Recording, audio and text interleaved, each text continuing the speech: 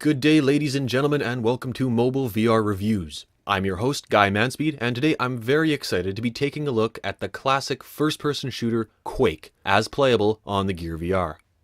For those who aren't familiar with the long history of the first-person shooter genre, let's go through a short introduction. Quake is a first-person shooter that was developed by the legendary id Software and released a little over 20 years ago in June of 1996. There's so much to say about the development history, modding community, and significance of the game, and it's more than I can cover in this video, so here I'm just focusing on the more recent development, which is that you can play Quake in its entirety, including mission packs and custom levels, on your Gear VR. And it's awesome. A little over a year ago, a man by the name of Simon Brown, also known as Dr. Beef, with the help of a few other modders, managed to get Quake running on Gear VR for the first time. This version of Quake isn't available on the Oculus Store, and likely never will be according to Dr. Beef's conversation with John Carmack, due to licensing issues with the current owners of the IP. To play Quake on the Gear VR, you have to delve into the world of SideloadVR, a community dedicated to providing independent Gear VR content outside of the Oculus ecosystem. It's a bit more involved than simply clicking buy on the Oculus Store, and a bit more dangerous since you're installing technically unapproved software on your device, but there is some interesting stuff out there. I should also mention that Dr. Beef has a Google Cardboard version of Quake available on the Play Store as well, but I'll be looking specifically at the Gear VR version here. There's a link to the installation instructions in the description below. Basically, you end up installing the shareware version of a Quake for free, and if you own or buy the full version, you simply drag and drop the files into the appropriate folders on your phone.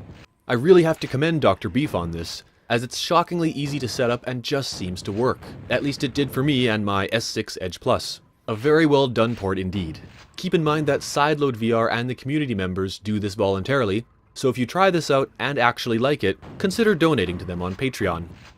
In Quake, you play as the lone soldier tasked with stopping an otherworldly force known only as Quake, who has been sending death squads into our dimension using slipgate teleporters. The original game is composed of 4 episodes, one of which is accessible in the shareware version. You start each episode in a military base and must fight your way to the slipgate to enter Quake's dimension. Once there, you battle your way through hordes of enemies that are as terrifying as they are deadly in an effort to collect the magical rune at the end of the episode, with the ultimate goal of reaching and defeating this mysterious Quake. The original concept for Quake was a highly interactive role-playing game. The game changed completely during the development of the engine and even further during the development of the game itself. As it stands today, we can see 3 major sources of influence in the world of Quake. Medieval fantasy, embodied by the castles and knights, cosmic horror, represented by the monsters Chthon, Shub-Niggurath, and the Dimensional Shamblers, among others, and science fiction, exemplified in the military complexes, slipgate technology, and advanced weaponry. It's also worth mentioning that in the early days of development, Quake was intended to have a virtual reality component of some kind. This was of course dropped, partly because the technology wasn't ready back then, but I think it's somehow fitting that Quake is available on a VR platform today, even if it is an unofficial port. The gameplay is fast and frantic, especially on the higher difficulty settings.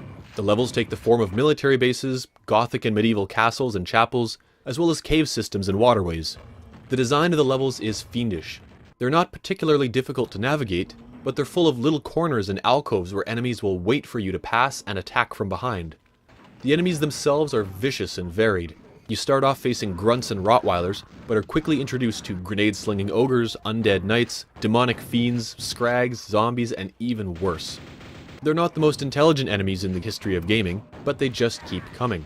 Luckily, you've got a decent armory to dispatch your foes. Single and double-barrel shotguns, nail guns, grenade and rocket launchers, and a gun that shoots lightning. Even by the standards of the time at which Quake was released, the weapon variety is a little underwhelming, but at least they're satisfying to use. But that's regular 20-year-old Quake. Virtual reality takes Quake to new levels of intense. It was one thing to open a door and find an ogre waiting for you, but it's entirely different to stand face to face with him just before he swings his chainsaw into your throat. The fiends and Rottweilers specifically really get up close, and you can actually feel your personal space being violated while you're being virtually eviscerated. I know it's cliché to say this about VR, but you really feel like you're standing there in the game world, and given what else is in that world, you're keenly aware that you do not belong there, nor are you welcome. I mentioned the fiendish level design earlier, and it just gets more nerve-wracking in VR. Dark corners and passageways almost always hide something waiting to kill you, and you quickly learn that there's a murderous surprise around almost every corner. The game frequently pulls the surprise card, verging on jump scares. The game will have you looking over your shoulder constantly as you press on, so if you're not a fan of seriously stressful environments, this isn't for you. And that's why I love it so damn much. I'll get to the graphics and sound in a bit, but as a Gear VR game, it has a very strong sense of presence. In the passive sense, you feel like you're at the mercy of whatever the game throws at you, a small human in a land of terror. But in the active sense, you can squeeze your controller tightly, pump around into your shotgun, and take on the horrors of an entire dimension. It's terrifying and exhilarating, and it feels like this game was just waiting for the VR treatment. It's no surprise that a gamepad is required. While I'm sure a touchpad scheme could be worked out, I doubt you'd want to use it. The control scheme follows a typical console first-person shooter button layout, except that the Gear VR head tracking controls the pitch and yaw of your game camera. Dr. Beef really put a lot of work into adding play options to accommodate different VR comfort levels. You can enable or disable the head tracking, and allow the right stick to control yaw if you have the stomach for it. More on that later. The game is very fast at times, but the controls are absolutely up to the task. As Quake was one of the very first fully 3D polygonal shooters, although technically not the first, you'll have enemies coming at you from all heights and angles, so looking to aim is very helpful and feels natural. On a PC, the graphics of Quake definitely look dated. They hold up a lot better than sprite-based shooters like Doom and Duke Nukem 3D, but the low poly models and grainy textures show their age. However, when compared to other Gear VR games, it actually holds up a lot better. The low poly environments and enemies aren't as detailed and pretty as things like Wands, Gunjack, or Drop Dead, but they compare quite well against Minecraft and other blocky styles found in mobile games. The rose-colored glasses of nostalgia are definitely at work here. I won't deny that. I just think that, despite the blockiness and low-resolution textures, or maybe because of them, the game maintains this creepy and alien atmosphere that adds to the tension. One amenity afforded to us by the modders of modern Quake builds is the option to use high-resolution textures. Again, you simply download and unzip them into the proper folder, and every level in Quake is magically retextured, and they do indeed look better because of it. Personally, I prefer the original textures, partly because of nostalgia, partly because they let the levels load twice as fast, but prettier textures are a nice option. The first thing that old Quake veterans will notice is the lack of music. In currently available PC versions, you can drop OGG files into the music folder and the game will play them. But things aren't so simple in a port. I'm sure Dr. Beef could get it to work, and I know the community would appreciate it, but it's probably not worth his time. From a development point of view, it's a cosmetic detail, and the game is still atmospheric and terrifying without it. And that atmosphere comes from the ambient sounds, namely the enemies.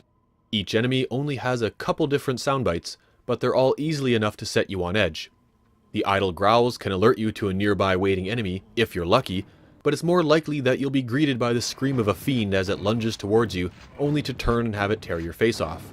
The ogre's roar lets you know there's a rain of grenades coming your way, and the hiss of the scrags will give you goosebumps every time. So yeah, Quake works just fine without music. The developer website has some very serious warnings about how Quake VR will make you sick, and how it's only for the most iron of stomachs. Now, I don't consider myself the toughest VR gamer. I can't handle VR roller coasters at all, and even N-Space and Minecraft have given me a woozy, sweaty feeling at one time or another. So imagine my shock when I strap into Quake, start moving forward and looking around, and not too bad. I can definitely feel this is pushing the limits of what's comfortable in VR, but the discomfort never made me want to stop. Again, this is all due to the great work of Dr. Beef and his many options for VR comfort.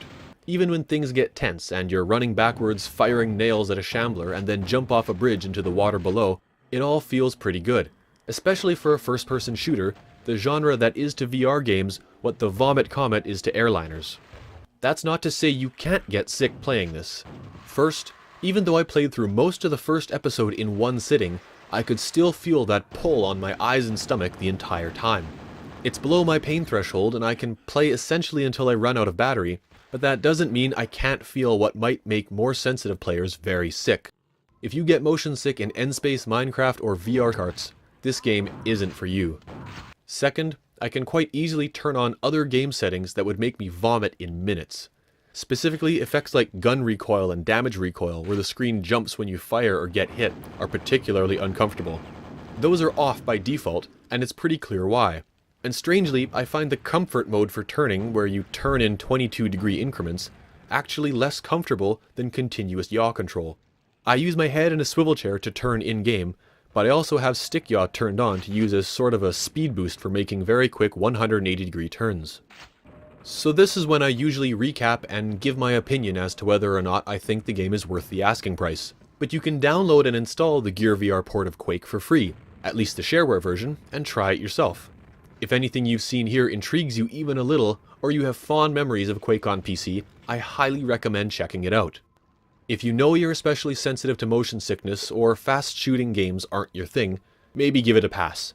But everybody else should try this at least once.